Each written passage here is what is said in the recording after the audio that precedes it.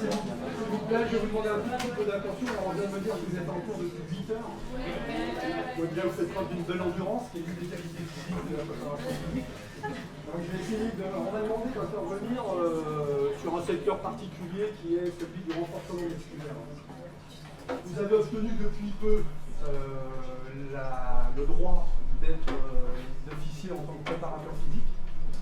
Je pense que ça va a priori devenir un secteur relativement important, surtout s'il y a une fusion qui se fait avec les APA ou quelque chose comme ça.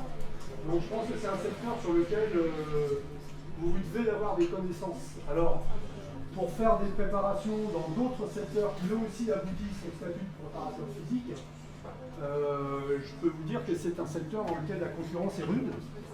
Vous avez des atouts non négligeables par rapport à certains.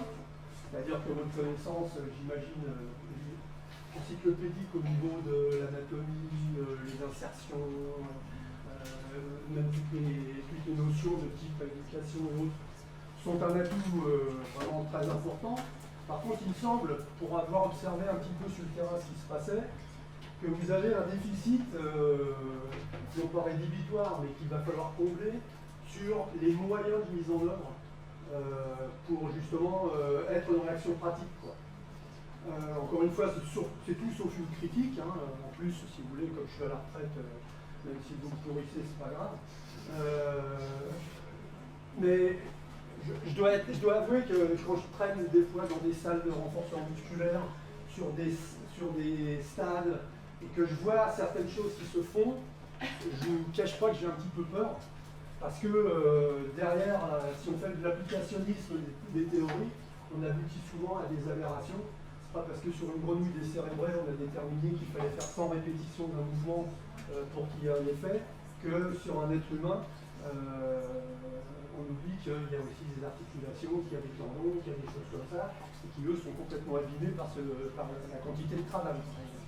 Alors je vais me cantonner aujourd'hui dans des informations sur les méthodes qui existent, leurs effets, et puis aussi faire une première approche sur la réalité de ce qu'est le renforcement musculaire. En réalité, les kinés, depuis des décennies, du renforcement musculaire, vous en faites en permanence.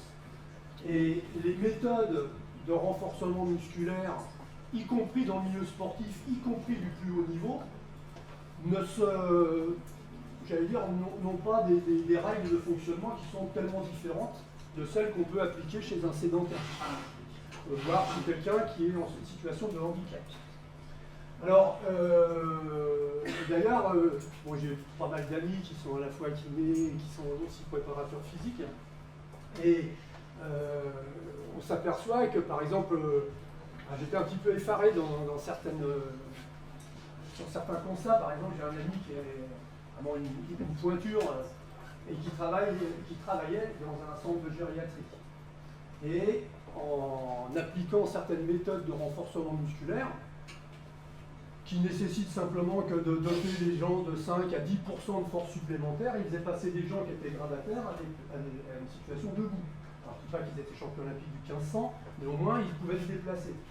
Et on lui a gentiment conseillé de ne pas remettre trop de monde debout, parce que c'était difficile à gérer, quoi. Donc ça fait peut-être un petit peu mal.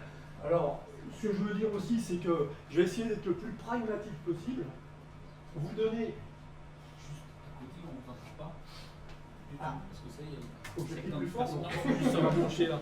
D'accord. Faut pas que vous éloigniez plus de là. Ah, faut pas que je m'éloigne Ouais, de ça. D'accord, ouais. entendu. Bah, je vais faire ça. Donc je vais essayer d'être le plus pragmatique possible, ne pas vous ennuyer avec la structure interne de la cellule. Si vous avez besoin d'approfondissement, alors ça j'y tiens parce que n'hésitez pas à intervenir. Mon sang il ne se coagule pas si vous changez une virgule ou si vous demandez une précision ou si vous n'êtes pas d'accord. La seule chose c'est que si vous n'êtes pas d'accord, vous me donnez des arguments et moi j'essaierai de vous en donner aussi. D'accord? Mais j'aimerais bien qu'il y ait un échange. Ne serait-ce que parce que vous avez 3 heures à me supporter et que là, ça va faire long par rapport à un départ à 8 heures. Donc, on va essayer dans un premier temps de définir ce qu'est vraiment le secteur très large du renforcement musculaire, montrer qu'il y a des différenciations à la fois dans les représentations et à la fois dans les secteurs qui permettent d'influencer sur en gros la prise de force, tout simplement, et de montrer, ensuite, mettre en relation les méthodes qui agissent sur tel paramètre de la force ou tel autre paramètre de la force, sachant qu'il n'y a aucune méthode qui est capable de générer, j'allais dire, l'ensemble des qualités nécessaires par l'augmentation de la force. D'accord? Donc je vous dis, on fera, si vous le souhaitez, aussi une petite pause pour que vous retrouviez vos esprits, mais surtout, n'hésitez pas, et si vous avez des exemples, j'allais dire, pris dans votre pratique personnelle, pour avoir un petit peu observé vos morphologies, je pense qu'il y en a beaucoup qui font du sport aussi, parallèlement. Donc, je peux même vous donner des illustrations, si vous voulez, dans le sport de haut niveau, pour vous montrer qu'en réalité, la seule chose qui va changer souvent, ça va être les quantités, ça va être l'intensité des charges, ça va être quand il y a charge, parce qu'on peut faire du renforcement musculaire sans charge, bien entendu. Et puis aussi, casser certaines idées du style, faut pas faire de développement de la force chez l'enfant.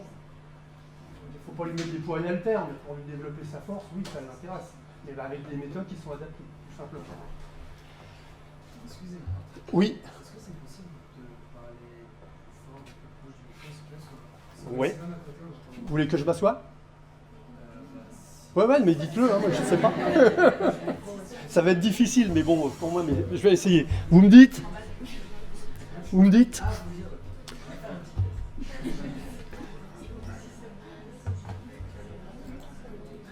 Alors, donc on m'a demandé de parler exclusivement du renforcement musculaire. Le renforcement musculaire, c'est la face émergée de l'iceberg qui pourrait être représentée par la préparation physique. La préparation physique, qu'est-ce que c'est? C'est tout simplement l'ensemble des moyens et des méthodes qui existent pour développer les qualités physiques, au-delà de ce que pourrait provoquer la simple pratique d'une activité. C'est-à-dire que quand on dit qu'il faut des préparateurs physiques pour le footballeur, eh bien, si on lui fait faire du copier-coller de ce qu'il fait avec un ballon sur un terrain, ça sert strictement à rien. Mais, grâce à des moyens annexes, on peut lui permettre d'apprendre à courir plus vite, sauter plus haut, courir plus longtemps, etc., etc. Donc le rôle de la préparation physique, c'est souvent de sortir les gens du cadre strict de leur activité. Et vous pouvez traduire aussi en termes de pathologie, etc., etc., pour lui faire acquérir des qualités physiques de niveau plus important. Alors moi, je fais partie des gens qui ont cherché à faire des regroupements de qualités physiques. En gros, chez un être humain, il y a 3 types de qualités physiques il n'y a que 3 types pour moi de qualités physiques. Il y a tout ce qui relève de l'endurance, qu'on pourrait définir comme la faculté de prolonger un effort plus longtemps, mais quelle que soit son intensité. C'est-à-dire qu'on peut parler d'endurance de vitesse. Quelqu'un qui, comme Usain Bolt, finit son sprint en doublant les autres. Alors d'ailleurs, ce qui fait dire aux commentateurs sportifs qui ne connaissent pas grand-chose, à partir du 60 mètres, il accélère et double les autres. C'est un 100 mètres, hein, il est à bloc tout le temps. Sauf que lui, il conserve plus vite sa vitesse que les autres. Comme les autres l'en perdent, ça donne l'impression visuelle qu'il accélère, mais il n'accélère pas. Il ralentit comme tout le monde, mais moins que les autres. Donc il y a l'endurance, endurance aérobie, le marathonien, le trailer, etc. Ou l'endurance lactique, le coureur de 400 ou le coureur de 800, par exemple. Ça, c'est la première grande qualité que la préparation physique permet de développer. La deuxième qualité physique, qui est d'ailleurs souvent négligée, c'est l'adresse. C'est-à-dire, c'est la faculté d'effectuer des gestes avec une forte rentabilité et une grande efficacité. L'adresse, elle a plein de composantes aussi, mais elle permet également d'avoir des retombées sur d'autres qualités qui pourraient paraître totalement éloignées. Par exemple, si vous avez une meilleure rentabilité en course à pied, bah vous pouvez sans rien augmenter de votre VO2, de votre biais mécanique, vous pouvez améliorer vos performances parce que votre rendement mécanique va être meilleur. Et puis la troisième qualité, c'est celle qu'on va travailler, c'est ce que j'appelle la puissance. Alors, donc on va se concentrer sur ce travail de puissance. Et déjà, d'ores et déjà, je voudrais vous demander de ne pas faire la confusion entre la puissance et la force. La force est un aspect de la puissance, ça n'est pas la totalité de cette qualité. La puissance, c'est la faculté d'exprimer, j'allais dire, un mouvement avec une intensité maximum. C'est-à-dire à la fois avec la force, mais aussi avec la vitesse. Et il y a des gens qui sont très forts, qui sont capables de soulever des charges très lourdes, mais qui, parallèlement, si on leur met des charges plus légères, ne sont pas capables, ou très peu, de les mobiliser avec une vitesse supérieure. Donc ils n'expriment pas une puissance importante. Si vous voulez un exemple dans le haut niveau, je vous en aurai quelques-uns. Quand je vous aurai gavé, vous me direz arrêtez. Teddy Riner, bon, c'est quand même un beau poulet, mais il n'a pas une force absolue hors du commun. Bah, hors du commun par rapport à nous, oui, mais il fait 200 kg en développé couché. D'accord ? Mais par exemple, certains de ses adversaires font 300 kg en développé couché. Sauf que quand on met une barre de 150 kg, lui, il le développe avec une vitesse 1,5 fois supérieure à ceux qui ont des records en force maximum plus importante. Comme il est rare d'avoir quelqu'un de 300 kg dans les mains sur un tapis, on comprend aussi pourquoi, mais c'est aussi parce que c'est un bon judoka. Hein. Bien, voilà, c'est ce genre. Donc la confusion entre la puissance et la force, c'est vraiment quelque chose qui est très important, sachant que dans ce que je vais vous développer aujourd'hui, je vous donnerai les méthodes pour développer la vitesse et qui ont une influence directe sur la puissance. Donc vous, en tant que kiné, quand vous avez à développer, quand vous voulez, par exemple, réhabiliter ou faire de la réathlétisation sur un sportif qui veut il faut que vous savoir quel type de puissance vous devez avoir. Soit une puissance orientée vers la force, si vous avez, je sais pas, un haltérophile, ou si vous avez, voire même quelqu'un qui n'a plus la force physique, par exemple, de faire une extension des jambes, des membres inférieurs pour son propre poids de corps, lui, il a besoin de force maximum. Une force maximum adaptée à lui, mais pas obligatoirement. Par contre, si vous avez quelqu'un qui a besoin d'exprimer de la force à des vitesses de déplacement importantes, il faudra prendre d'autres méthodes de renforcement musculaire. Alors vous inquiétez pas, je vous ferai tout simplement des recettes en vous disant, ben voilà, telle méthode, elle sert à ça, elle a telle influence, et il faut faire tant de répétitions, telle intensité, etc., etc. Donc c'est des recettes, mais c'est des recettes qui sont basées quand même sur des expérimentations scientifiques qui ont été faites depuis de très très très nombreuses années. Ce qui explique aussi que sur le document que je vous ai fait parvenir, je ne sais pas si vous l'avez eu, je fais souvent quand je fais de la bibliographie, je la fais par rapport aux gens qui ont initié la recherche, pas ceux qui s'en sont inspirés.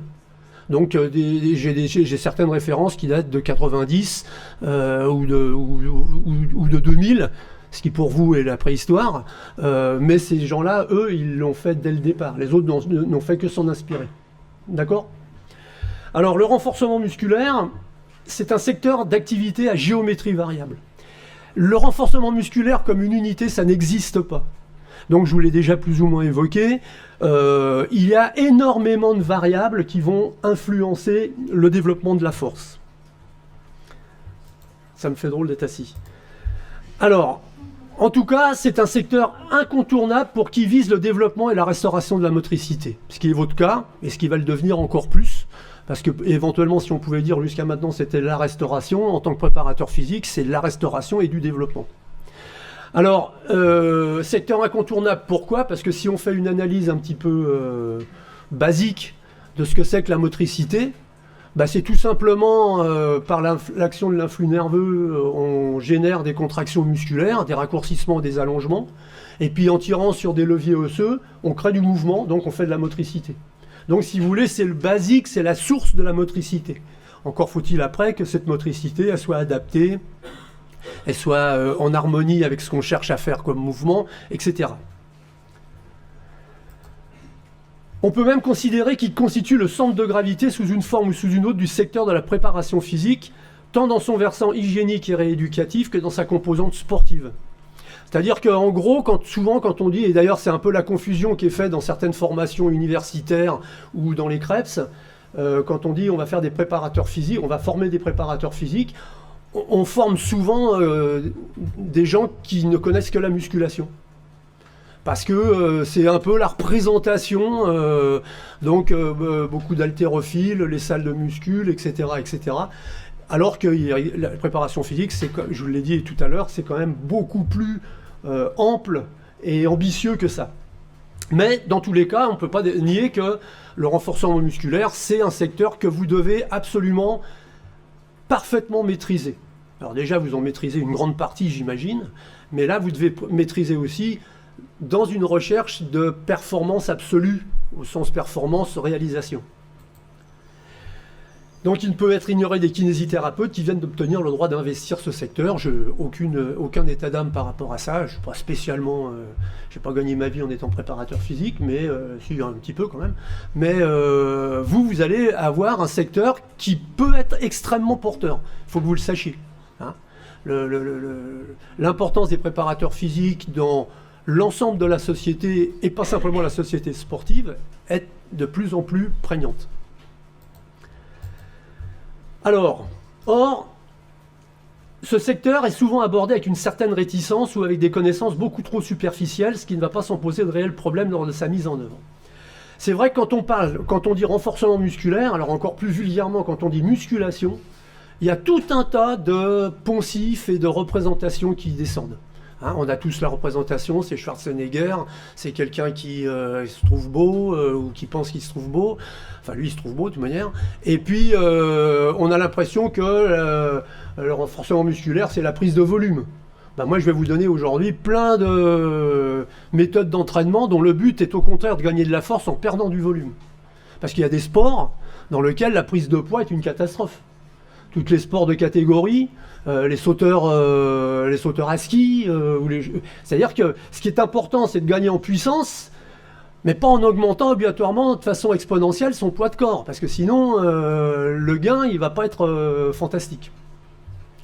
Donc ça pose des réels problèmes dans sa mise en œuvre, parce que les gens ont des représentations. Alors les gens qui font des représentations, les gens qui subissent ont des représentations, puis alors tous les gens qui environnent ceux qui s'y soumettent, les parents, etc., ils pensent qu'ils savent et ils ont d'énormes réticences qu'il faut faire sauter par des argumentations qui tiennent la route, parce que sinon, par exemple, on ne vous confiera pas d'enfants si vous dites que vous faites du renforcement musculaire. Or, si vous n'en faites pas, vous les handicapez, les enfants. D'accord ? Alors, premièrement, déjà parce que ce secteur d'activité est soumis à de nombreuses représentations. Alors, il est trop souvent assimilé à la simple musculation avec charge. Quand on a dans la tête, c'est quoi du renforcement musculaire ? C'est une barre sur les épaules, on fait des flexions, on fait des développés couchés. Enfin, dans tous les cas, on manipule des poids et haltères. C'est une part réelle, mais une part totalement identique à d'autres parties des méthodes de renforcement musculaire qui peuvent exister et qui n'ont pas du tout de charge. Alors c'est ça d'ailleurs qui est étonnant, c'est-à-dire qu'on dit oh là là, faut pas donner des charges additionnelles, alors que certains mouvements, est-ce que vous êtes tous capables de faire 20 tractions à la barre fixe ? Ben non, donc si vous en faites une ou deux, vous faites du renforcement musculaire sans aucune charge, vu que votre charge corporelle, elle est déjà supérieure à la capacité de votre musculature. Pour certains d'entre vous, hein, ceux qui font 20 tractions, il n'y a pas de problème. Hein. Enfin, je vous signale qu'il y a des gens qui font quand même 20 tractions sur un doigt avec un seul bras. Les grimpeurs, par exemple. D'accord ? Donc, vous voyez qu'on peut aller très très loin dans l'amélioration des statuts. Alors, votre but de kiné, peut-être de tous les jours, ça va pas être de faire ça, mais vous allez vous trouver avec des cas, des gens qui viendront vous voir pour ça, hein, en rééducation ou choses comme ça. Donc, musculation avec charge, on va en parler. Il faut que vous sachiez que c'est une part non négligeable du renforcement musculaire, mais loin d'être l'exclusive. Deuxième élément, on en fait une quasi-propriété privée de la pratique sportive. Ben non, il n'y a pas que les sportifs qui devraient faire de la préparation, qui devraient faire du renforcement musculaire. Tous les sédentaires, et je crois que vous êtes bien placés pour le savoir, il y a eu des études qui ont été menées longitudinales sur de nombreuses années. Il y a plus d'accidents articulaires, tendineux, chez les sédentaires que chez les sportifs, alors que la somme de pratique est infiniment plus grande. Les sportifs ont plus d'accidents de type musculaire, les autres ont plus d'accidents de type mauvaise proprioception, liés au surpoids, liés à des capacités d'équilibre qui sont médiocres, etc. Votre jour béni au niveau financier, c'est le lundi, hein. C'est-à-dire que c'est le jour où les sédentaires se sont dit tiens, on va se faire une petite pratique physique pour se mettre bien, et puis ils se blessent. Ils se blessent naturellement. Alors, il y a peut-être intérêt à ce qu'ils se blessent, j'en sais rien. On l'imagine trop souvent lié à l'unique recherche de la prise de volume musculaire. Donc j'en ai déjà parlé. On peut bien entendu par l'augmentation de la masse musculaire gagner en force, mais c'est très très loin d'être le seul élément qui va jouer sur la force. J'aurais même tendance à dire, le volume musculaire, c'est un aspect du problème qui est peut-être le plus long à acquérir. En plus, on n'est pas tous égaux. Moi, de la musculation, j'en ai fait toute ma vie, en tant qu'athlète de haut niveau, en tant qu'enseignant, et puis en tant que, maintenant, retraité. Je continue à en faire. C'est pas la même. Mais du volume musculaire... j'ai eu du mal, et j'ai toujours du mal à en prendre. C'est pas le cas de tout le monde. Il y a des gens, ils regardent une barre, ils grossissent. Hein, et d'autres, au contraire, ils voudraient bien en prendre, mais... D'accord ? Moi, en tant qu'athlète, j'ai été en équipe de France au 400 et au saut en hauteur, mais après, j'ai fini au décathlon. Et au décathlon, j'aurais aimé prendre du poids. Et ça a été très difficile. Ensuite, on l'associe parfois à des méthodes artificielles, commerciales, voire dangereuses ou même proscrites. Avouons que quand on parle renforcement musculaire, on a toujours un petit peu dans un coin de la tête le dopage. Il existe des méthodes qui relèvent du dopage dans le renforcement musculaire. Et malheureusement, pas simplement dans le sport de haut niveau. Le dopage, c'est un problème de la société. J'avais un ami médecin dans lequel on faisait passer les épreuves du CAPES en éducation physique, et il m'a emmené voir les poubelles, les enseignants d'éducation physique qui connaissaient bien aussi le dopage. Et les jeunes cadres dynamiques qui amènent ça de dossiers à traiter chez eux et qui dorment 3 heures par jour, ils connaissent bien le dopage aussi. Vous, je pense pas, mais bon, on ne sait jamais. Donc, méthode artificielle, certes, commerciale. C'est vrai que moi, dès que les gens y bougent, je suis content. Hein. Mais ce qu'on voit faire des fois dans les salles les salles de fitness, ça des fois me fait très peur. Très peur, parce que les gens là, à ce moment-là, il ferait mieux peut-être de ne pas faire. Hein. Et puis on les prend aussi des fois un peu pour des bus, quoi. Hein, ou des pimpins, parce que quand j'ai des salles de musculation, on rentre, vous mettez le doigt dans un appareil là qui vous fait soi-disant une analyse, et puis il y a un ordinateur qui vous sort le plan d'entraînement. Faut être sérieux quand même, c'est juste ils leur prennent leur pulsation, quoi. Hein, et puis ils sortent le même programme pour tout le monde. Mais vous le payez cher. Et ça aussi, c'est autre chose. C'est quelque chose dans lequel il faut faire très attention à ne pas tomber. Parce que les gens pensent que quelque chose qui est cher est bon. Et les salles qui sont les plus chères, c'est souvent les plus fréquentées.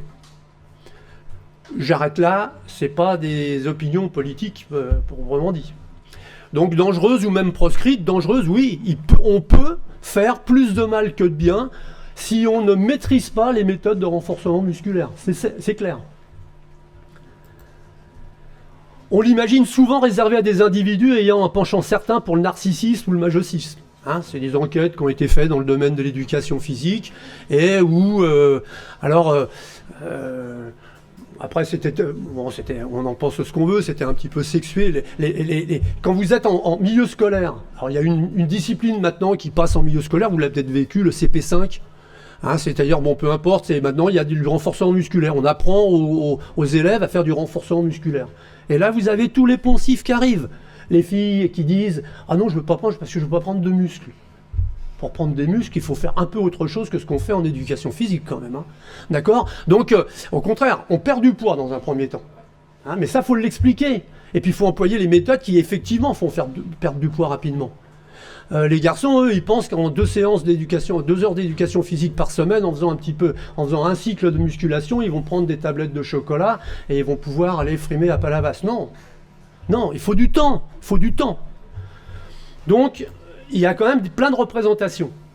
Et puis alors, ce qui me hérisse, c'est qu'on dit dans tous les cas, c'est incompatible avec les caractéristiques de l'enfant. Eh bien, absolument pas. Je suis complètement opposé à cette idée. Quel est le seul argument qu'on vous donne quand on vous dit ça? On vous dit parce que sur un squelette en cours d'élaboration, avec des cartilages de conjugaison qui sont épais comme ça, il ne faut pas mettre des charges articulaires. Ça veut dire que ces gens-là ne pensent que le renforcement musculaire ne peut se faire que par des charges additionnelles. D'accord? Donc, mais par contre, ça ne les dérangera pas de faire des heures et des heures de marelle où il y a des sauts qui, eux, vous abîment beaucoup plus les cartilages que du renforcement musculaire. Alors bien sûr, les méthodes qui vont utiliser des charges additionnelles ne sont pas à appliquer à des enfants. Mais il y a tellement d'autres méthodes qui peuvent leur permettre de gagner de la force, donc de la tonicité, sans charge additionnelle, que ces méthodes-là, il faut les réserver aux enfants. Parce qu'en plus, plus ils vont commencer tôt, plus leur qualité de puissance va perdurer longtemps. Et la plupart, les enfants qui se blessent le plus, c'est les enfants qui sont hypotoniques et en surpoids. Pas les autres. Vous pouvez m'arrêter hein, quand... vous pouvez ne pas être d'accord, hein, vous avez le droit. Hein. Moi, personnellement, j'ai pas d'influence sur votre note en terminale. Hein, donc, Et puis, on peut en donner comme ça, plusieurs. Alors, pourtant, il répond à une définition bien simple. Alors, je vais vous demander de bien vous en imprégner. Je pense que ce document, vous l'avez, donc ne notez pas obligatoirement tout ce qui est marqué. Le renforcement musculaire recouvre l'ensemble des méthodes et des exercices. C'est-à-dire que le renforcement musculaire, c'est de la chair, c'est du concret, c'est pas des théories. D'accord? On peut avoir des théories superbes et puis se planter quand on les applique parce qu'on ne sait pas ce que c'est qu'un être humain, ce qu'il est capable de supporter. Donc c'est des méthodes bien identifiées, on va tous les inventorier, des exercices qu'il faudra bien maîtriser, les placements corporels, etc. Donc là, je pense que vous avez une avance sur tout le monde, sur les autres préparateurs physiques à ce niveau-là, parce que vous connaissez l'anatomie, parce que vous savez exactement comment on utilise les bras de levier, du moins je l'espère. Et ces exercices sont capables de permettre le développement optimal et ciblé de la force. Encore une fois, pourquoi j'insiste sur cette définition? Parce que la force, c'est pas quelque chose, j'allais dire, d'identifiable de façon unique. La force, elle s'exprime dans plein de secteurs différents. Et qu'il faudra utiliser les méthodes et les exercices qui permettent de travailler tel ou tel aspect de la force qui vous intéresse davantage. D'accord? Et puis ensuite, faire dans la programmation de votre entraînement ou de votre action, j'allais dire, professionnelle, une organisation qui permet peut-être, par exemple, si vous voulez développer l'ensemble des paramètres de la force, de dire, faut mieux que je commence par ça, pour ensuite faire ça, parce que, etc. Ce qui ne sera pas d'ailleurs la même chose à tous les âges. En tant que capacité motrice, des individus qui s'y soumettent. Là, c'est un très bon auteur, donc vous pouvez le retenir. Alors, d'où la nécessité de connaître la force dans toutes ses dimensions.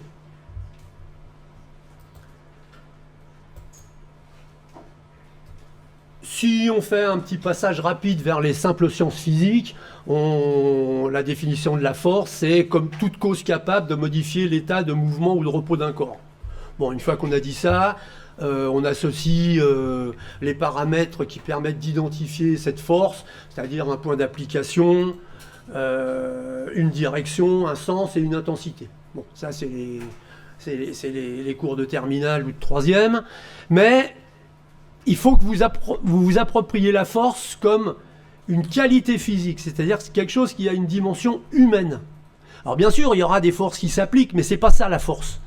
La force, c'est la faculté de vaincre une résistance extérieure ou de s'y opposer grâce à la contraction musculaire.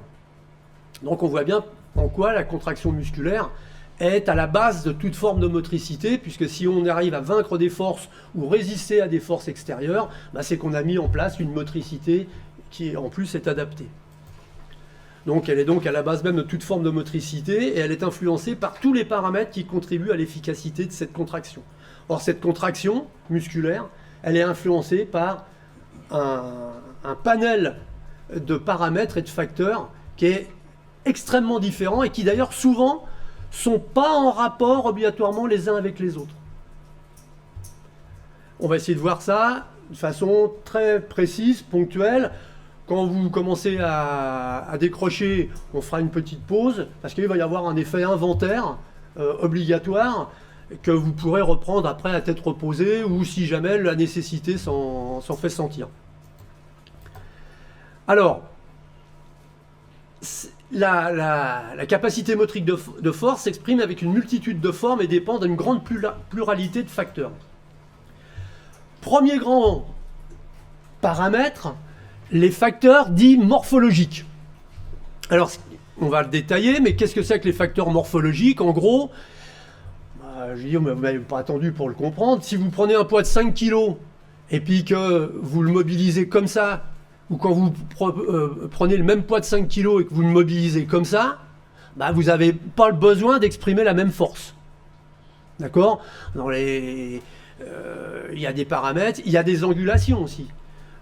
Si vous prenez un poids et puis que vous l'amenez près de votre épaule, eh bien, il faut savoir que la force que vous avez exprimée pour mobiliser le même poids, elle n'est pas du tout identique au début de l'action, qu'au milieu de l'action, qu'à la fin de l'action.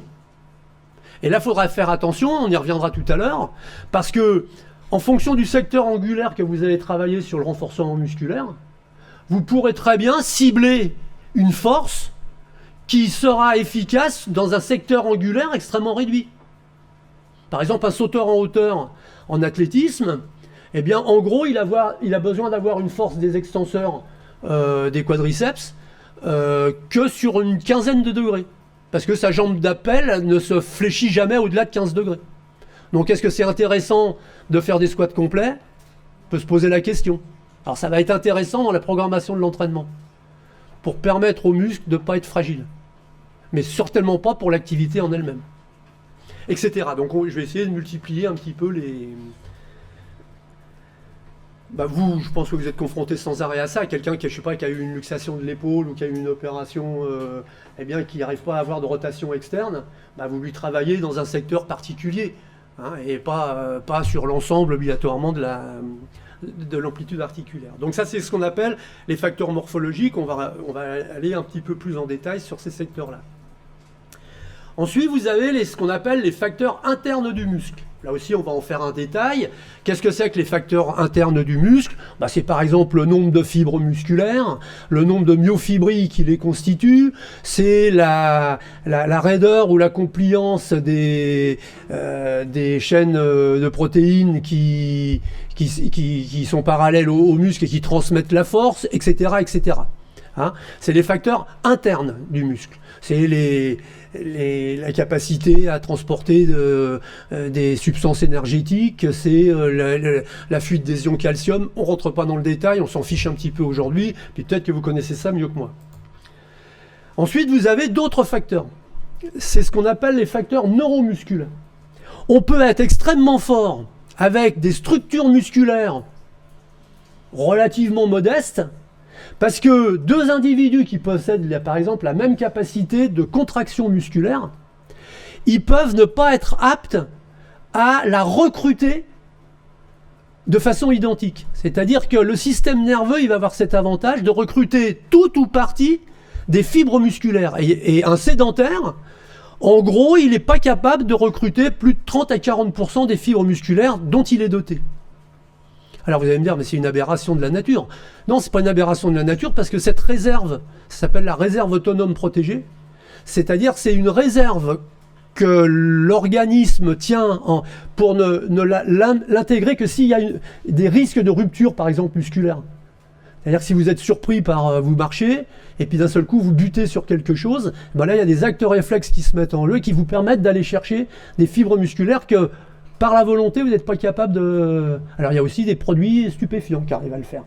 D'accord ? Donc c'est aussi... ça peut être intéressant. Bon, je plaisante. Hein. Et puis vous avez d'autres facteurs neuromusculaires qui jouent sur la force. Parce que c'est ceux qui organisent les rapports entre les muscles mis en jeu dans la production d'un mouvement. Un mouvement humain, à très rares exceptions près, c'est jamais un seul groupe musculaire qui le génère.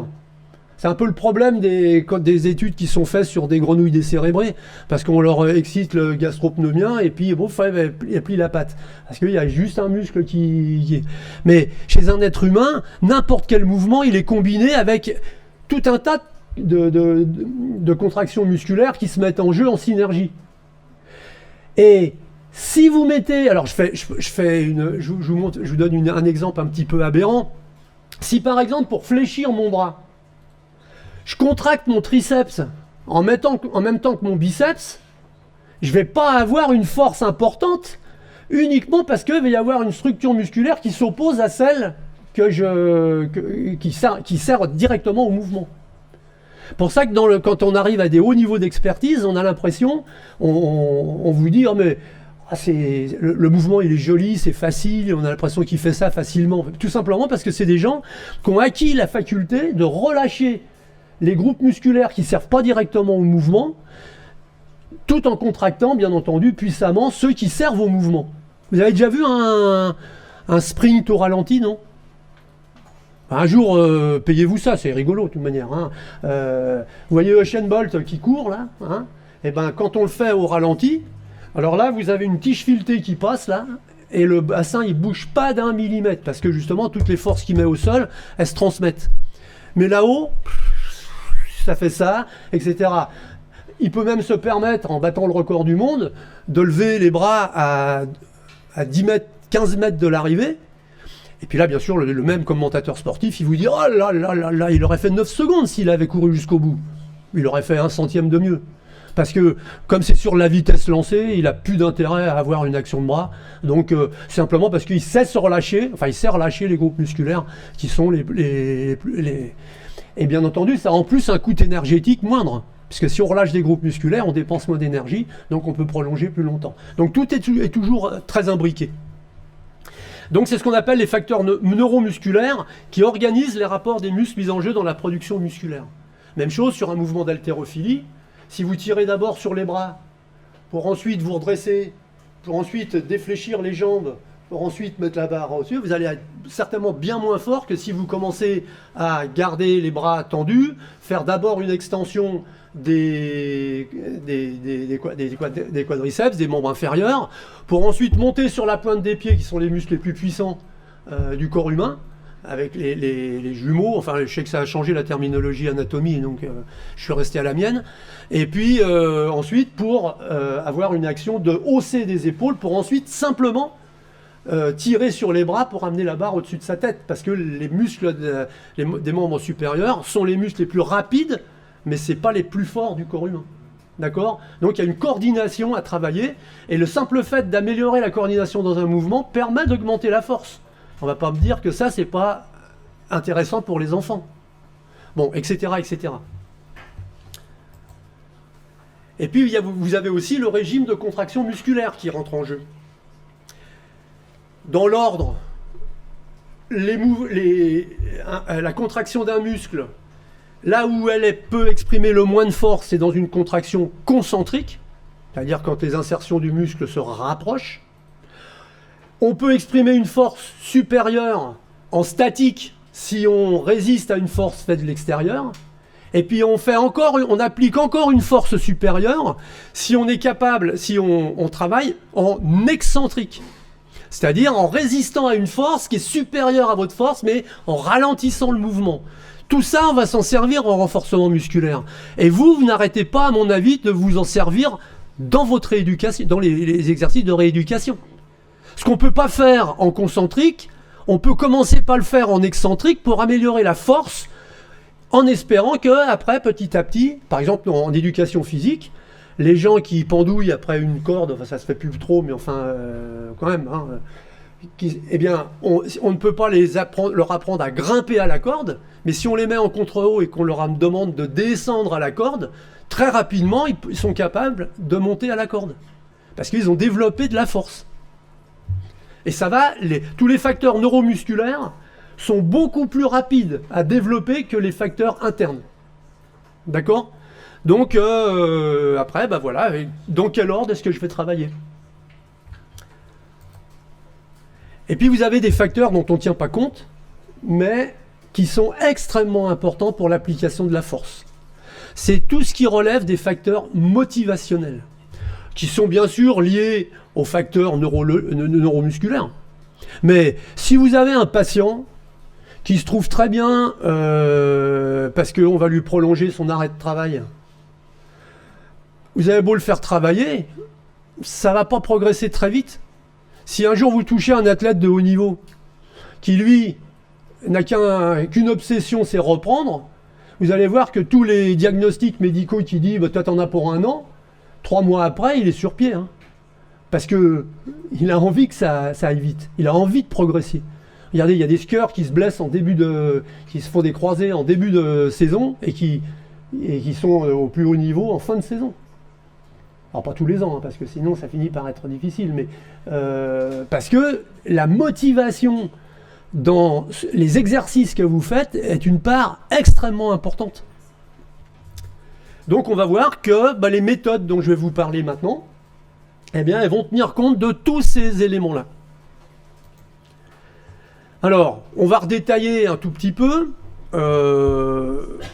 les facteurs morphologiques. Donc, je vous ai déjà évoqué ce que c'était.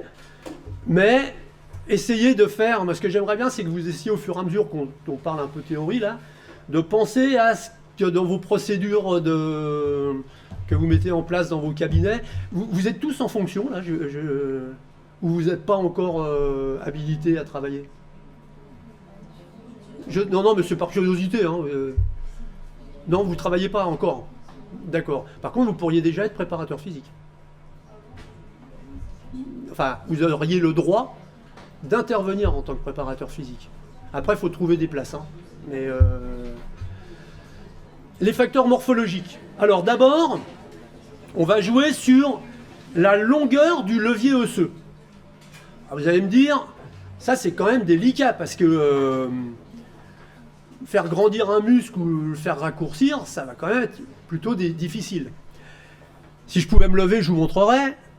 Vous connaissez le mouvement de la croix de fer? Non? C'est un mouvement gymnastique qui se fait aux anneaux et où les gens sont en isométrie comme ça, une fois même en faisant l'équerre, et qui tiennent une posture. Alors moi, la croix de fer, je la fais. C'est-à-dire si je pars en appui sur les anneaux et que je me laisse aller, pendant un temps fugitif, je suis en croix de fer. Vu la longueur de mes leviers osseux, je suis incapable, bien entendu, de faire ça. Par contre, à l'entraînement, si mon préparateur physique il me dit il faut que tu gagnes en force parce que là tu peux pas t'en sortir, si au lieu de prendre les anneaux à bout de bras, je mets les anneaux à la moitié de mes avant-bras, encore plus facile sous les aisselles, là je peux tenir longtemps. Comprenez ce que je veux dire? C'est-à-dire que des fois, sans du tout ajouter de poids, de charge, on peut alléger ou au contraire augmenter l'intensité d'un mouvement et donc jouer sur les possibilités d'amélioration. Donc, j'imagine que ça aussi vous pouvez maîtriser, c'est-à-dire quand vous mettez un patient dans telle posture plutôt que dans telle autre, eh ben, il faut savoir que les progrès, ça peut être peut-être d'arriver à se redresser avec le buste complètement droit ou au contraire d'arriver à se redresser en fléchissant d'abord la tête, puis en engageant les épaules, puis en se redressant. Dans le deuxième cas de figure, la charge est moins importante que dans le premier, etc., etc. Donc la longueur des leviers osseux, c'est le premier paramètre de ce qu'on appelle les facteurs morphologiques sur lesquels on va jouer dans les méthodes d'entraînement. Deuxième élément, on va jouer sur la direction du tendon par rapport au levier osseux qu'il mobilise. Encore une fois, je pense que l'explication la plus simple, c'est de faire c'est une démonstration. Par exemple, je peux être incapable de faire une traction à la barre fixe comme ça, mais si je prends la barre comme ça, je peux réussir à la faire peut-être. D'accord? Parce que l'orientation du tendon par rapport à mes insertions osseuses est plus favorable et la transmission de la force se fait mieux. Ça joue dans les deux sens. C'est-à-dire qu'on peut, grâce à des orientations de tendon, rendre un exercice plus facile, donc accessible, ou au contraire, le rendre plus difficile pour progresser. C'est ce que je vous disais tout à l'heure quand je vous parlais de la flexion de l'avant-bras sur le bras. Dans cette posture-là, j'ai le tendon du biceps qui est presque à la parallèle des os de mon avant-bras. Donc il faut une force très importante pour mobiliser parce que le levier n'est pas favorable. Au contraire, quand je commence à arriver avec un bras à 90 degrés, ça devient extrêmement favorable à la transmission des forces. Mais quand je dépasse une certaine angulation, eh bien, je deviens à nouveau dans une orientation de mon tendon qui est défavorable à l'expression de la force. Donc je peux jouer sur ces paramètres-là pour rendre un exercice plus facile, plus difficile, pour vérifier d'une progression que j'aurais pu générer, etc., etc. Et puis, c'est un peu la conséquence logique, c'est l'angle formé par l'articulation. Alors, à vous de savoir par rapport à l'activité que vous déployez, si vous voulez obtenir un gain de force sur une angulation complète d'une articulation ou sur une angulation beaucoup plus faible. Peut-être qu'il y a un passage dans un mouvement, peut-être qu'il y a un passage que la personne ne peut pas passer. Ça arrive souvent suite à un traumatisme.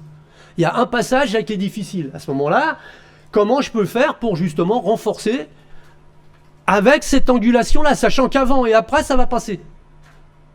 Souvent, les élévateurs des épaules ou les choses comme ça, ou les rotateurs internes ou externes de l'épaule. Deuxième grande catégorie, je les ai déjà un petit peu abordés, mais on va les voir un petit peu plus précisément, les facteurs internes du muscle. Alors, premier aspect, ce qu'on appelle la section transversale du muscle qui traduit le nombre d'unités motrices et de myofibrilles. Attention, on parle de section transversale du muscle, on ne parle pas de volume du muscle. Parce que, bien souvent, le volume apparent, il n'a que très peu de rapport avec le volume de la section transversale du muscle. Je m'exprime. La section transversale du muscle, ça veut dire quel est le volume de l'ensemble formé par les fibres musculaires. Mais les fibres musculaires, elles baignent dans du liquide interstitiel, il y a des aponevroses, il y a etc., etc. Il est extrêmement facile d'augmenter le volume apparent, plus difficile d'augmenter le volume musculaire réel.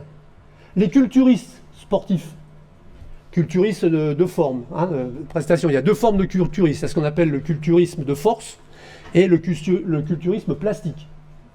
C'est-à-dire que dans un cas, il faut faire des épreuves dans lesquelles on doit manier des charges extrêmement lourdes, c'est le powerlifting, et puis dans l'autre cas, c'est simplement un problème d'esthétique.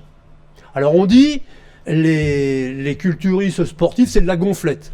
Oui, c'est de la gonflette. J'aimerais pas prendre une baffe quand même, parce qu'ils sont obligés de faire des poids et haltères quand même. C'est pas ils font pas 30 kilos en développé couché. Mais, effectivement, une grande partie de leur volume est assurée par des apports de liquide. C'est-à-dire qu'en gros, un culturiste plastique qui va faire une démonstration, eh bien, 2 heures avant sa prestation, il fait des exercices de musculation, d'endurance de force, on va voir ce que c'est, avec des charges pas obligatoirement très importantes, mais avec des nombres de répétitions extrêmement importants, et en étant garrotté. C'est-à-dire qu'il se garrotte. C'est-à-dire qu'il fait rentrer du liquide, mais le liquide, il sort pas. Et quand on l'appelle, poup, poup, poup, il fait sauter les garrots. Enfin, c'est des garrottages qui lui bloquent pas la circulation quand même. Mais il fait sauter les garrots, un petit peu d'huile, tchouk, tchouk, tchouk, il fait sa démonstration. Puis vous le voyez 2 heures avant, il a diminué de volume. Parce que, justement, ça pose des problèmes quand même. C'est les problèmes liés à la surcharge cardiaque que ça provoque, vous imaginez. Schwarzenegger, 4 accidents cardiaques. D'accord? Et c'est pas le seul, je dis lui parce qu'on le connaît. Et donc maintenant, ils sont obligés d'avoir un entraînement associé en endurance aérobie. Alors ils n'aiment pas, parce que l'endurance aérobie va solliciter les fibres rapides, les fibres lentes, qui sont de plus petite section que les fibres rapides. Donc c'est pas favorable à la prise de volume non plus. Et puis en plus, après, il y a des régimes alimentaires qui sont hyper protéinés, parce que les protéines, non seulement elles vont se fixer au niveau des fibres musculaires, mais aussi au niveau des structures passives, les aponévroses et toutes les structures qui gainent en quelque sorte les fibres musculaires. Donc ça, c'est la section transversale du muscle, mais plus vous avez une section transversale réelle de fibres musculaires qui est grande, plus votre force est grande. Pour ça qu'en règle générale, les hommes sont plus forts que les femmes. C'est pas génétique, enfin si c'est génétique, c'est parce que les hommes ont en gros 20% de masse maigre de plus que les femmes. Avantage des femmes, une endurance qui est beaucoup plus importante que celle des hommes, qui se traduit aussi dans la longévité d'ailleurs. On ne peut pas tout avoir. Alors, le nombre d'unités motrices est de myofibrilles. Je reviens tout de suite là-dessus parce que je vais vous donner les méthodes qui servent à prendre du volume, si ça intéresse certains d'entre vous. Mais il faut faire une distinction. On sait maintenant, à peu près de façon certaine, microscope à balayage électronique, qu'on ne peut pas augmenter le nombre de fibres musculaires dont la nature nous a dotés. C'est-à-dire si vous naissez avec 125 fibres musculaires dans le quadriceps au centimètre carré, eh bien vous ne pouvez pas augmenter ce nombre de fibres. Par contre, les fibres musculaires en elles-mêmes, elles sont constituées d'une multitude de myofibrilles. Je ne vous apprends rien. Et la musculation, certaines formes de musculation, permettent d'augmenter le nombre de myofibrilles. D'accord? Donc, la prise de volume musculaire ne se fait pas par une augmentation du nombre de fibres musculaires, elle se fait par une augmentation du nombre de myofibrilles dans chaque fibre musculaire. C'est important ça. Ensuite, vous avez un autre paramètre dans les facteurs internes du muscle qui va jouer, c'est ce qu'on appelle la composition du muscle en fibres lentes ou rapides. Là encore, je balaye rapidement parce que je pense que ça, vous avez dû l'entendre X fois. Mais vous avez plusieurs catégories de fibres musculaires.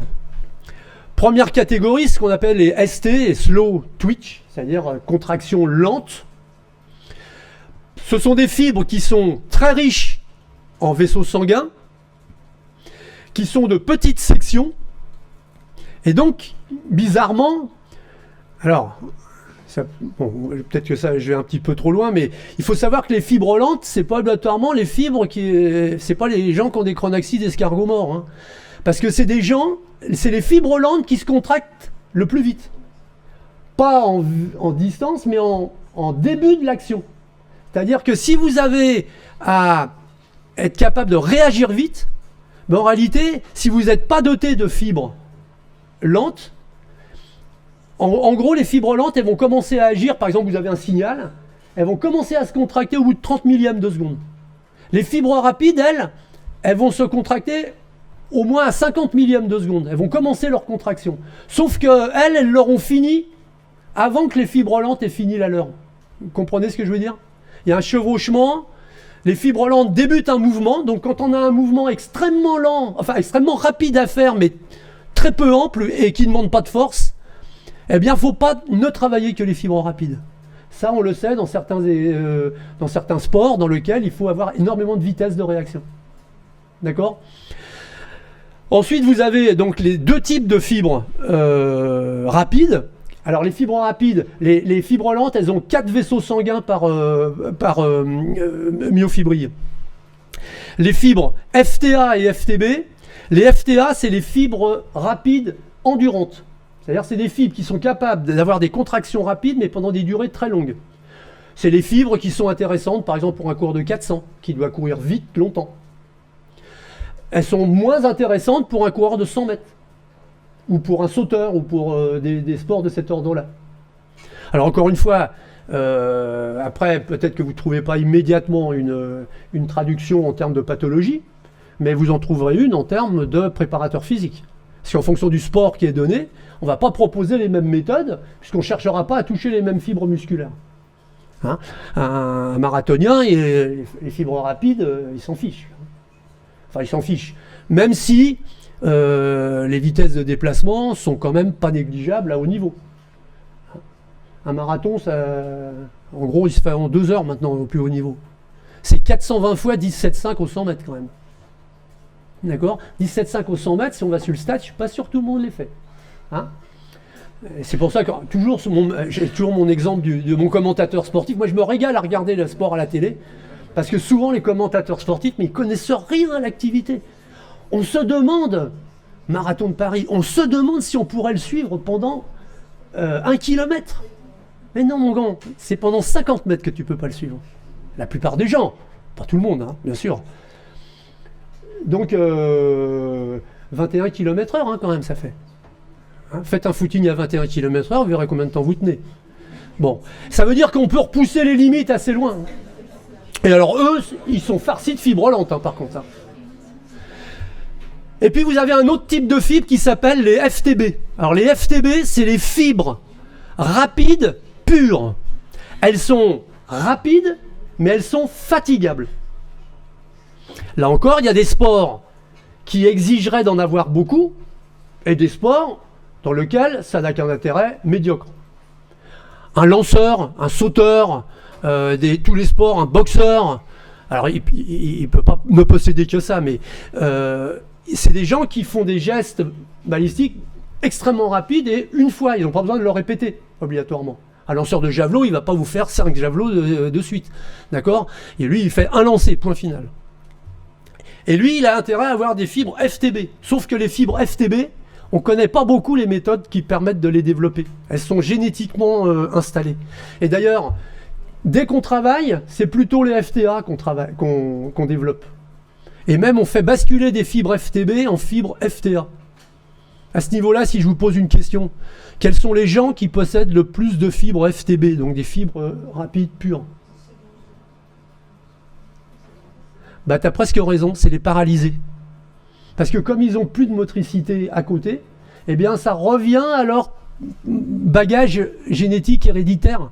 Parce que les FTB, ben, ils les ont, et malheureusement, elle ne leur sert plus à rien. Vous comprenez ce que je veux dire ? C'est-à-dire que tout travail, généralement, a tendance à favoriser l'amélioration ou l'augmentation du nombre de fibres FTA et également FTX. Alors, je ne sais pas si dans vos études, on vous a dit FTC, mais FTC, c'est chez le rat. Hein. D'accord ? Chez l'être humain, on les appelle FTX. Qu'est-ce que c'est que ces fibres FTX ? C'est ce qu'on appelle des fibres indifférenciées. C'est des fibres qui, en fonction du travail que vous allez faire, vont basculer soit comme des fibres lentes, soit comme des fibres rapides. C'est important de savoir ça, parce qu'il y a des gens, ils ont un potentiel héréditaire de fibres FTX relativement modeste. Et d'autres qui ont un potentiel, un taux de fibres FTX relativement important. Alors, souvent c'est méprisé, hein, on dit c'est les bourrins. Ouais, ils s'entraînent. C'est assez français ça. Hein. J'ai fait que 8e, mais alors je me suis entraîné moitié moins que les 7 premiers. Bah, c'est une bonne buse alors, parce que si tu étais entraîné autant, tu aurais gagné. Hein, parce que ceux qui ont un fort potentiel en fibres FTX, c'est des gens qui vont être capables, par le travail, de transformer beaucoup de fibres de l'un vers l'autre. Ça a montré d'ailleurs les limites des tests de détection. Parce que comme on n'allait pas voir dans la cellule, En gros, les tests de détection, c'est on faisait faire à des enfants l'activité, et puis on disait, ben, les meilleurs, c'est ceux qui vont être les plus forts. Et très souvent, c'est pas ça. Parce qu'il y a ceux qui sont pas très forts au départ, mais qui, parce qu'ils possèdent beaucoup de fibres FTX, quand ils se mettent à travailler, ils progressent. D'accord? Et ils progressent plus que les autres. Et il y en a, ils sont doués. Le don, c'est Brassens qui disait ça, un don n'est rien qu'une sale manie. Hein. C'est-à-dire que quand on est doué, il y a plein de choses qui nous échappent dans le monde du sport.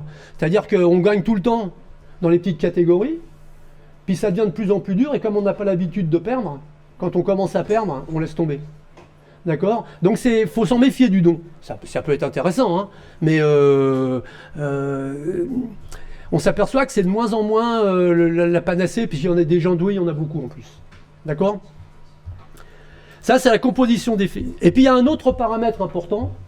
Vous savez que dans les muscles, au niveau des fibres, enfin des interactions entre fibres musculaires, il y a des réserves énergétiques qui sont placées en glycogène, en calcium, enfin, etc. Et qui, selon justement pour créer la contraction musculaire, c'est des fuites d'ions calcium qui sont rendues possibles par les apports énergétiques. Et on peut jouer sur l'augmentation des capacités de contraction musculaire d'un muscle en améliorant la capacité de stockage énergétique des muscles. Et là encore, j'espère que vous avez compris, c'est des méthodes particulières. Pour stocker plus de glycogène intramusculaire, eh bien, il y a des méthodes qui permettent ça et d'autres qui ne le permettent pas du tout. Donc en fonction, par exemple, quelqu'un souvent c'est les patients qui ont été... Ils se fatiguent extrêmement vite. Ils se fatiguent très vite, des fois c'est pour des problèmes neuromusculaires, mais des fois c'est aussi parce que ils ont quasiment plus de réserves énergétiques, plus de sacules énergétiques dans lesquelles il y a du glycogène, etc. Et donc, il faut leur proposer des méthodes d'entraînement qui vont reconstituer ces réserves pour reculer le seuil de la fatigue, justement. Hein? Donc, il faut vraiment savoir ce qu'on veut faire pour proposer les méthodes adéquates. Donc, je préférais faire à vous une première information au départ avant de vous proposer les méthodes pour que vous compreniez bien qu'il va falloir choisir là-dedans. Hein? Et puis vous avez les facteurs neuromusculaires, et puis on fera une petite pause après que j'aurai détaillé les deux derniers types de facteurs. Facteurs neuromusculaires. Et le premier aspect des facteurs neuromusculaires, c'est ce qu'on appelle le recrutement spatial et temporel des unités motrices. Quand vous faites une contraction musculaire, vous envoyez de l'influx nerveux, et cet influx nerveux, il va venir stimuler les fibres, et toujours dans le même ordre. C'est-à-dire que vous savez, il y a des tubules qui traversent les muscles et dans lesquels passe l'influx nerveux. Et on contracte toujours d'abord les fibres périphériques pour ensuite, au fur et à mesure qu'on nous demande de plus en plus de puissance ou de force, pour ensuite aller recruter des fibres qui sont plus profondes. L'organisme, il n'a aucun intérêt à contracter plus de fibres musculaires qu'il n'en faut pour assurer, quand vous faites un footing, bah vous êtes loin d'avoir l'intégralité de vos fibres musculaires des membres inférieurs qui est sollicitée. Vous avez les fibres superficielles. Et dans un premier temps, le recrutement, il se fait en stimulant, par exemple, je marche, et puis je décide de passer en footing. Donc je demande un petit peu plus de force au niveau de mes membres, de l'expression de mes membres, des contractions du membre inférieur. Eh bien, l'organisme, dans un premier temps, c'est mon système nerveux qui va prendre le relais et qui va envoyer des salves neuromusculaires avec des fréquences de plus en plus importantes. D'accord? C'est-à-dire qu'en gros, il va s'arranger pour que les contractions des fibres musculaires, en gros, s'accélèrent. Sans pour ça aller chercher des fibres supplémentaires. Vous pigez ce que je veux dire? D'accord? C'est-à-dire qu'en gros, une contraction musculaire, c'est jamais une fibre qui se contracte et puis qui reste contractée. C'est une fibre qui se contracte, puis qui se décontracte. Pendant ce temps-là, il y en a une autre qui va se contracter, etc. C'est toujours fondu et hein, c'est pas des choses. Quand vous commencez à ne plus avoir ce relais qui est pris, eh bien, vous rentrez dans une forme de tétanie et la force, ça va bientôt s'arrêter. Par exemple, je fais une flexion, puis j'arrête d'avoir cette coordination qui s'installe, et puis j'ai le bras qui commence à faire ça. C'est-à-dire qu'à ce moment-là, toutes les fibres se contractent et se décontractent en même temps. Et donc, c'est un signal comme quoi on est proche de l'arrêt, quoi. Après, l'organisme, lui, il lâche tout, inhibition de l'action, parce qu'il se dit, si ça continue, ça va me rompre, quoi. Donc, recrutement spatial et temporel. Donc, dans l'ordre, on augmente d'abord la fréquence des impulsions neuromusculaires, et puis ensuite, quand c'est plus suffisant, il y a ce qui intervient, c'est le recrutement spatial, c'est-à-dire qu'à ce moment-là, l'influx nerveux, il va pénétrer dans le muscle et il va recruter des nouvelles fibres musculaires, les plus profondes, celles qu'il n'avait pas encore sollicitées. D'accord? Et puis vous avez ce que je viens de vous décrire, ce qu'on appelle la coordination intramusculaire qui résulte de la synchronisation de l'activité des unités motrices. Donc je vous ai dit, dans une contraction même isométrique, en réalité, vous avez en permanence des fibres qui se contractent, des fibres qui se décontractent, des fibres qui se recontractent, etc. Et tant que c'est bien synchronisé, ça, le régulateur de ça, c'est des cellules intramusculaires qui s'appellent les cellules de Renshaw. Tant que c'est bien synchronisé, il n'y a pas de souci, on maintient la contraction musculaire sans problème.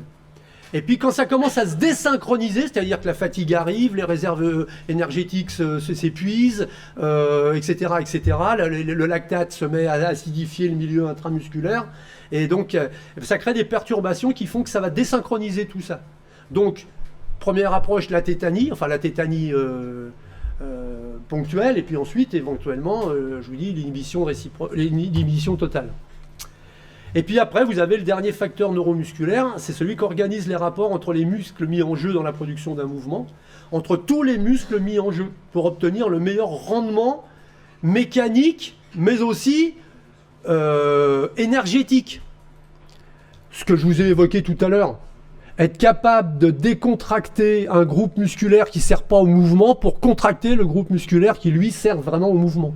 Quand vous voyez un débutant qui court, si vous lui dites, je ne sais pas, quelqu'un qui n'a pas l'habitude, vous lui dites « cours à fond », je vous le décris, quoi. Il a les épaules qui lui cachent les oreilles, il regarde derrière sans se retourner, et puis il a la mâchoire qui est crispée comme ça, et il a l'impression qu'il va vite. Ben non, il ne va pas vite, parce que justement, tout est tellement crispé que l'amplitude de ses mouvements elle est toute petite, et même s'il fait de la fréquence, ça avance pas, quoi. Hein? Un sprinter de haut niveau, c'est quelqu'un qui a une fréquence qui est pas véritablement supérieure à celle d'un sédentaire.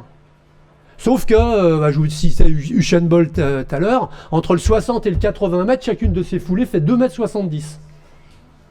D'accord? Alors, la morphologie aide, mais il n'y a pas un sprinter qui foule à moins de 2,30 m ou 2,40 m.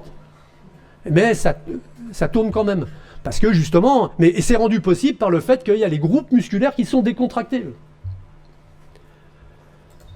Donc, on parle de coordination intermusculaire, c'est-à-dire c'est la coordination là, de ce que je vous ai évoqué avec les cellules de Renshaw et compagnie, c'est-à-dire que ce qui se passe à l'intérieur d'un muscle, et vous ce qu'on appelle... excusez-moi, ce qui se passe à l'intérieur, c'est intramusculaire, mais vous avez aussi la coordination intermusculaire des muscles agonistes et antagonistes qui permettent, donc on peut, la logique ça va être quoi? Comment on améliore ça? Ben c'est la technique gestuelle. Comment on se place, qu'est-ce qu'il faut faire, on apprend le mouvement lentement, puis on apprend à le faire de plus en plus vite, etc., etc. Et grâce à ça, on peut gagner énormément en force. Alors ça va être une part importante justement du travail qu'il faut confier aux enfants. Parce qu'eux, ils apprennent vite, et quand c'est ancré, c'est des schèmes moteurs qui peuvent réactiver quand ils veulent. Hein, comme le fait de faire du vélo ou des choses comme ça.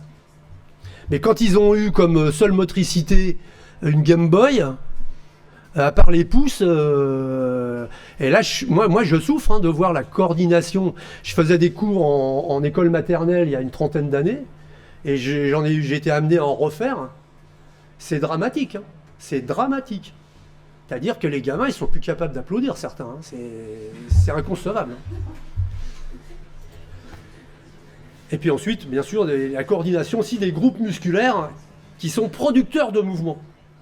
C'est-à-dire que dans un même mouvement, tous les muscles agonistes qui participent au mouvement, ils ne vont pas avoir le même effet quand ils agissent dans un ordre ou dans un autre. Et là encore, on pourra jouer pour rendre le mouvement plus difficile ou plus facile. D'accord? Alors, je vais avoir pitié. Alors, les derniers éléments je vais dire globaux, et après on va passer à on va rentrer dans le dur, hein, alors ça va être un petit peu peut-être rébarbatif, mais n'hésitez pas aussi à poser des questions. Je vais vous faire je vois que votre endurance est un peu en train de fléchir, donc on va aller 5 minutes dehors. Le régime de contraction musculaire. Hyper important, je vous ai dit que tous les régimes de contraction musculaire ne permettent pas d'exprimer la même force. Donc, un exercice qu'on ne pourra pas faire en concentrique, peut-être qu'on pourra le faire en isométrique, ou même si on ne peut pas le faire en isométrique, on pourra le faire en excentrique. Et même si on ne peut pas le faire en excentrique, on pourra peut-être le faire en pliométrique. Je ne rentre pas dans le détail, je pense que tout ça, c'est des choses que vous connaissez.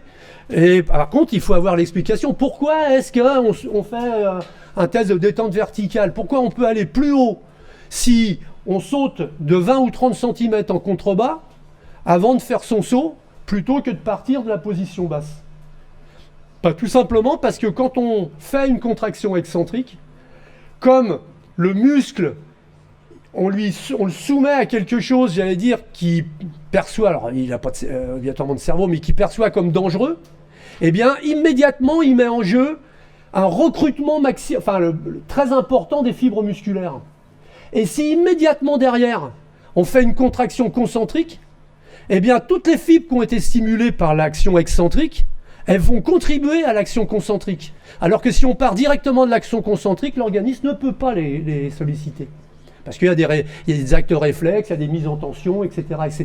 Puis il y a aussi les fibres, il y a aussi tout ce qui ne relève pas des fibres musculaires, qui relève des tendons, qui eux-mêmes ont des composantes élastiques. D'accord? Donc, isométrie, une contraction musculaire qui ne génère pas de mouvement, mais il y a des groupes musculaires. Pourquoi je vous dis que ça me semble important, ça? Parce que, allez, on fait des abdos. Hein, on fait des abdos. Alors qu'est-ce qu'on fait que des abdos? On fait des crunchs et on passe son temps on se relève comme ça. Mais à 98%, les abdos, ils travaillent en isométrie. À quoi ça sert de leur donner de la force en concentrique? Je dis pas que ça sert pas. Éventuellement pour aller frimer sur la plage, enfin plus moi, mais vous. Mais c'est pas tellement d'intérêt.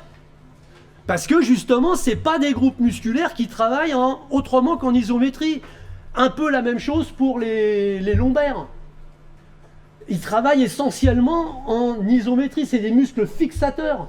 Les pelvitrocantériens, tous ces groupes musculaires qui servent au gainage. D'accord? Donc, savoir quel groupe musculaire on a plutôt intérêt à travailler dans tel type de contraction musculaire, même si on peut avoir des stratégies pour dire, oui attention, un lanceur de javelot, lui, il va falloir qu'il travaille en excentrique. Parce que ces groupes musculaires, elles sont mis en tension et boum, elles repartent. Et donc, il faut lui apprendre ce mouvement-là. Mais un coureur à pied, il n'a pas besoin. D'accord? Concentrique, donc les insertions se rapprochent. Alors après, sur quelle amplitude? Il y a plein de paramètres qu'il va falloir croiser. Excentrique, donc je résiste à un mouvement de l'extérieur. Et qu'est-ce que je vais générer? Du recrutement, avant tout. C'est-à-dire que je vais apprendre à mes muscles à recruter davantage. Peut-être que j'ai intérêt à faire de l'excentrique même si ça ne me sert pas, parce que je vais développer mon système nerveux qui va devenir plus performant pour mieux recruter. Ce que je ne peux pas faire si je suis un sédentaire, quoi. Et puis ensuite, la pliométrie. Pliométrie qui est une méthode de renforcement musculaire qui, bien qu'elle se fasse sans charge, est très sollicitante. Donc, si on dit aux gens, bah oui, mais l'isométrie, il faut pas faire aux enfants, le concentrique, excentrique, etc. Mais par contre, ils peuvent faire des bonds. Bah non, les bonds, c'est extrêmement traumatisant. D'accord? Donc, être méfiant par rapport à ça, aux idées reçues, et puis à l'impression première qu'on peut avoir. Et puis, dernier facteur, les facteurs motivationnels. Donc, quand vous mettez en œuvre du travail de renforcement musculaire, il faut vous préoccuper de, j'allais dire, générer des exercices dans lesquels le plaisir, la concentration, vous jouez sur n'importe quel facteur. Il y a des expériences super qui ont été faites comme ça. Hein. Un haltérophile qu'on a, enfin bien sûr c'était sur une machine Ariel avec un développé couché, etc. Et puis on lui dit viens, fais la plus grosse perf que tu peux.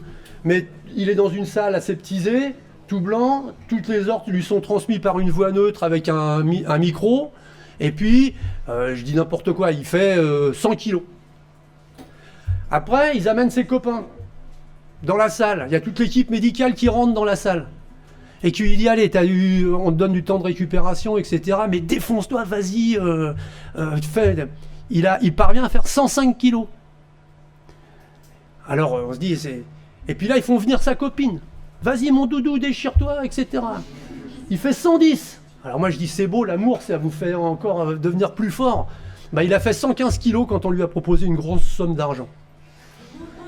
C'est pas poétique, mais bon. Et ça, c'est des expériences, j'allais dire, qui ont été faites en laboratoire, scientifique et tout. C'est-à-dire que bah, ça joue au niveau des facteurs neuromusculaires. Hein. C'est-à-dire, je recrute de plus en plus ou pas. Hein.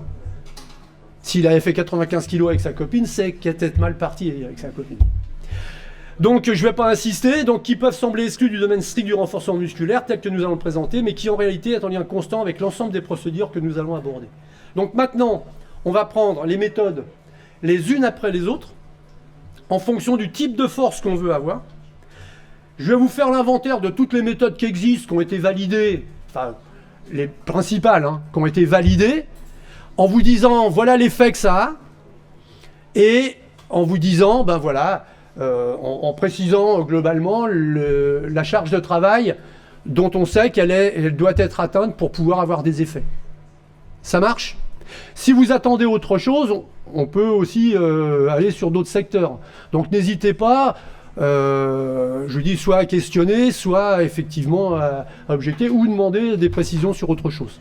Allez, je vous donne 7 minutes. 7 minutes, vous avez le temps de vous refaire.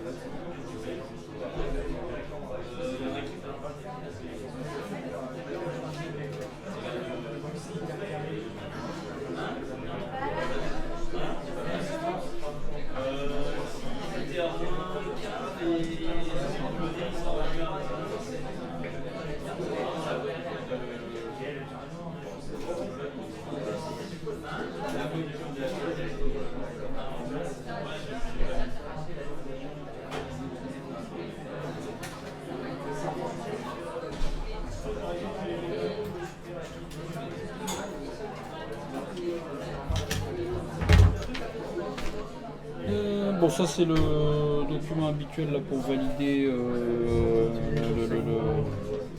l'intitulé de l'enseignement.